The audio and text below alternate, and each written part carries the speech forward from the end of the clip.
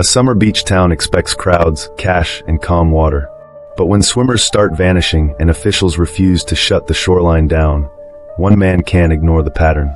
Each new sign points farther out to sea, toward a strange buoy line and a hunting path no map can explain. With the fog getting thicker and the nights getting louder, he teams up with a hard-edged boat captain and a nervous deckhand to face what's circling just beyond the breakers. The closer they get to proof, the more the ocean seems to push back.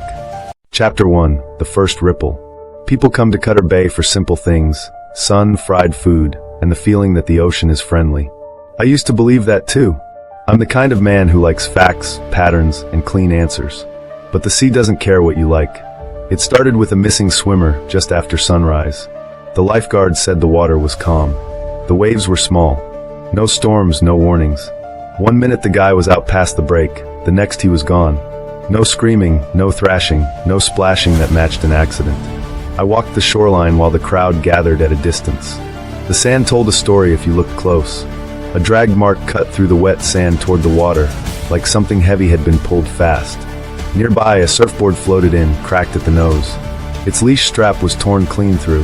At the diner, my friend Mara slid newspaper clippings across the table. 2 more disappearances from nearby beaches. Different days, different times. Same result, gone. They're going to keep the beach open, she said, voice tight. They're saying it's just bad luck. Bad luck doesn't leave patterns. I went to the town meeting that night and pointed at a map dotted with red marks. The officials argued about money and tourists. I argued about blood and math. When the meeting ended, the beach flag was still up. The sign still said beach open. And I stood at the water's edge at dusk, watching a ripple far offshore that didn't match the waves around it. Chapter 2. The Captain's Warning. You don't hunt something in the ocean without someone who knows the ocean.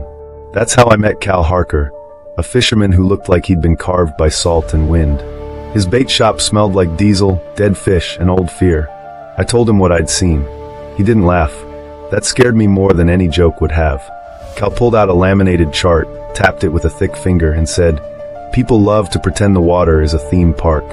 It's not. Out there, you're on the menu the second you stop paying attention." He'd heard things from other captains. Nets coming up sliced.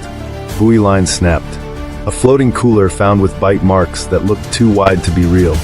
When I asked him what he thought it was, he kept his eyes on the counter. "Big," he said. "Smart. And hungry." By afternoon, we were on the dock loading gear. Rope, tools, a radio that crackled like it had its own ghost inside it. Cal's deckhand, a young guy named Eli, showed up wearing a life vest like it was armor. His hands shook when he checked the harpoon mount. We pushed out under thickening clouds. Offshore, Cal pointed toward a line of red and white buoys that stretched like a boundary across the water. "That line wasn't there last season," he told me. "They say it's for research. I say it's a dinner bell." At night the fog rolled in and swallowed the marina lights. Cal stared between the pilings, listening to the water like it was speaking a language only he understood. Then something splashed in the dark, heavy enough to make the dock shiver. Chapter 3. Fog on the Water.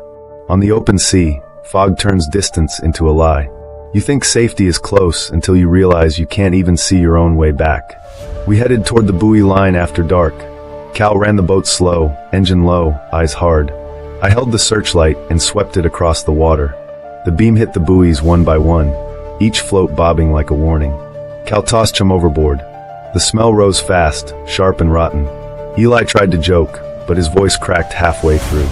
He gripped the rail and stared into the black water behind us. The buoy rope creaked as we drifted closer. I leaned over with a gaff hook, trying to make sense of bubbles rising near the line. They weren't random. They came in bursts, like something exhaling from below. In the cabin, the radar screen painted a calm picture that didn't match the feeling in my gut. Mara's voice came through the radio, broken by static. "They're keeping the beach open tomorrow," she said. "And there's another missing person report. Please tell me you found something." Before I could answer, the hull bumped once. Not like a wave, like a shoulder. Then the water beside us exploded upward. Foam hit the rail. The spotlight caught a massive shadow rolling under the surface, too wide, too solid, too close. Cal braced himself, teeth clenched. Eli stumbled back, eyes huge. The boat rocked again, harder this time. And in the brief silence that followed, I heard it. A deep, rough sound under the water, like something moving with purpose right beneath our feet. Chapter 4. teeth marks. Dawn made everything look normal, which felt like a cruel joke. I walked the beach and found a length of snapped rope washed onto the sand. The fibers were frayed in a way that made my stomach turn. Not weathered. Not cut clean. Chewed. Mara met me in an evidence room later that day. She was tired, angry, and determined. She set a plaster cast on the table. Jagged impressions ran along it in a curve, like the edge of a trap. "From a piece of dock wood," she said. "Found near the marina." I stared at the marks and tried to make them make sense. If this was a shark, it was bigger than anything the town wanted to admit. If it wasn't, then we had a different problem, something we couldn't name. The newspaper office ran a draft headline that made my hands curl into fists: "Beach stays open." I argued until my throat hurt, but the editor only cared about panic and profit. "You need proof," he said, "not feelings." So I went looking for proof the only place it could be, out where the water turned dark. From a cliff overlook, I watched birds circle above a patch of sea near the buoy line. Birds don't circle empty water. They circle meals. That night, in a cheap motel by the shore, I spread tide charts across the bed. The pattern was clearer now. The disappearances lined up with specific currents that ran straight past the buoy line like a highway. Whatever was out there didn't just wander. It hunted. Chapter 5, The Buoy Line. Cal didn't talk much the next day. He just loaded extra fuel and checked knots like his life depended on them, because it did. I brought flares, a stronger radio, and a plan that felt thin against the size of the ocean. Eli showed up anyway, pale but present. That took courage, even if fear wrote on his face. We headed out under a sky the color of steel. The buoy line bounced in choppy water ahead of us. Cal had built a metal cage meant for hauling gear, but we all knew what it was really for: a shield, a last chance, and maybe a trap. As dusk fell, we lowered the cage until it kissed the water. The chain rattled, loud in the quiet. Cal tossed chum again, and the slick spread out behind us like an arrow pointing straight at our boat. The rope tied to the buoy line went tight. Not from waves, from force. I grabbed it with both hands and felt it vibrate, humming with pressure.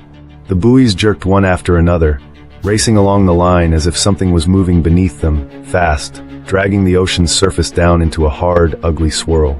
Cal shouted for Eli to hold on. The boat rocked as if something had struck it from below. I raised the flared gun, the metal cold in my grip, and aimed at the frothing water where the shape kept turning just out of sight. Lightning flashed far off, showing the water for a split second in stark white. Foam, rope, buoys, and a shadow that looked impossibly large. And then the cage began to rattle like something was testing it. Chapter 6, The Sea Keeps Score. Morning came slow after the storm, like the sky didn't want to look at what happened during the night. We drifted near the buoy line in low clouds. Debris floated around us. A torn rope end, a broken light, scraps of gear we couldn't afford to lose. The radio barely worked. Cal sat with his back against the cabin wall, breathing like he'd aged years in one night. I stood at the rail, staring into calmer water that still felt wrong. The ocean can be quiet and still be deadly. Sometimes quiet is the scariest part, because it makes you doubt yourself. Back at the marina, people waited behind fences. Cameras pointed at us. Mara stood near the dock, worry written plain on her face. She opened her mouth like she had 100 questions, but when she saw my expression, she stopped. Later, I went to the beach where it all started. Fresh warning signs stood in the sand. The town finally looked scared, but fear doesn't erase what the ocean learned. That night, I walked out to the rocks beneath the lighthouse. The beam swept across the water in steady passes, bright then dark, bright then dark. I aimed my flashlight down at the surf, searching the edges where foam met shadow. For a moment, the water near the buoy line swirled as if something turned just beneath the surface, patient and familiar. The lighthouse beam slid away, and the darkness rushed back in. I stayed there listening, because once you hear the ocean's hunger up close, you never stop hearing it. If you enjoyed this Jaws-inspired ocean horror story, subscribe to the channel, turn on notifications so you don't miss the next one, hit like to support the video, leave a comment with what you think was out there in the fog, and share this video with anyone who loves scary stories that stick with you.